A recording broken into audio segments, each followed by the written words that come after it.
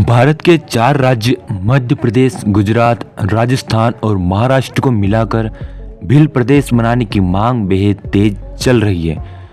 वैसे भील आदिवासी समूचे भारतीय उपमहाद्वीप में बसे हैं। केवल भील की बात करें तो इनकी आबादी 2011 की जनगणना के मुताबिक 1,69,08,907 है। और पूरे भील समूह की बात करें जिसमें भील, थारू, किरात, राठवा, वाली, निषाद, बिलवा और शबर को शामिल कर बात करें तो इनकी आबादी पूरे भारतीय उपमहाद्वीप में 25,32,26,850 के करीब है। पाकिस्तान में करीब 17 लाख भील लोग बसे हैं।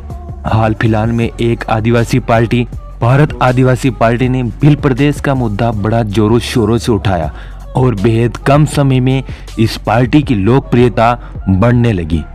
इतिहास में एकलव्य ने भील राज कायम करने की मुहिम छेड़ी।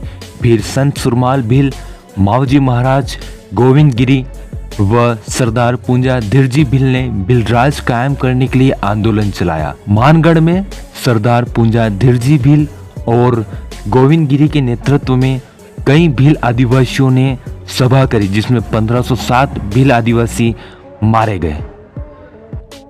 यह मुहिम अब भी जारी है। आज हम इन 4 राज्यों को जोड़कर भील प्रदेश की मांग करने वाले 10 लोगों के बारे में जानेंगे। नंबर 10, उमेश डामोर।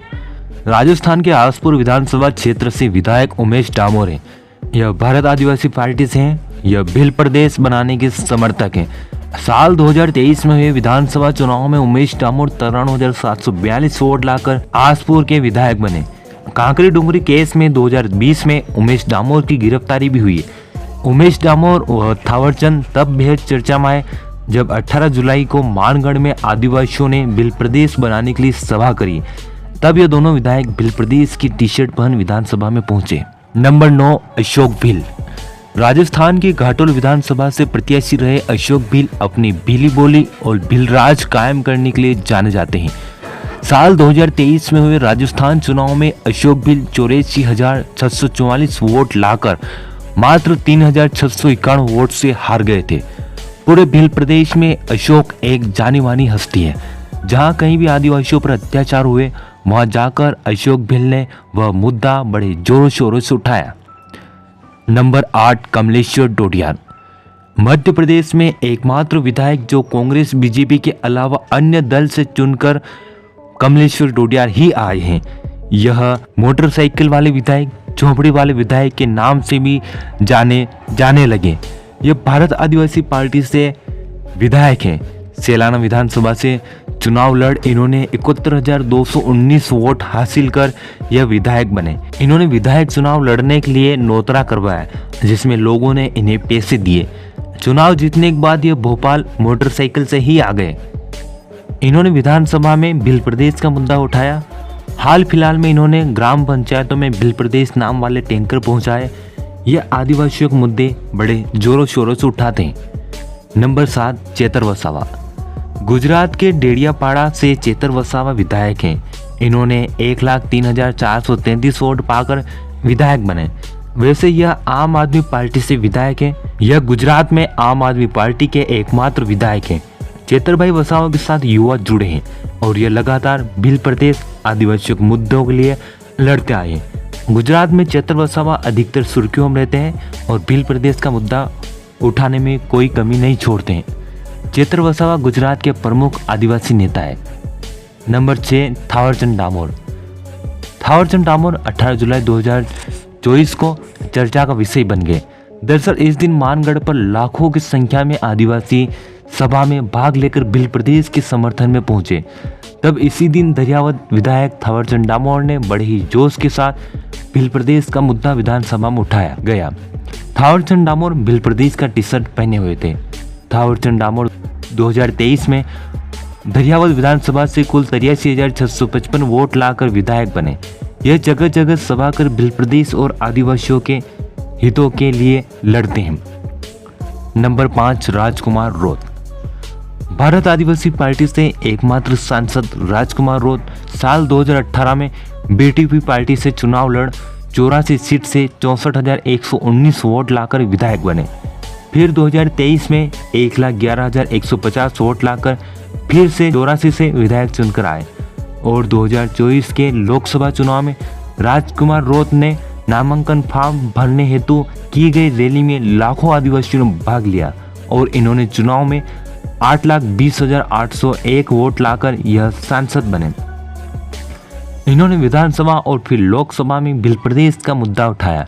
इन्होंने आदिवासियों के मुद्दे भी उठाए, जगह जगह चिंतन शिविर आयोजित करके आदिवासियों के हक अधिकार के मुद्दे इन्होंने उठाए।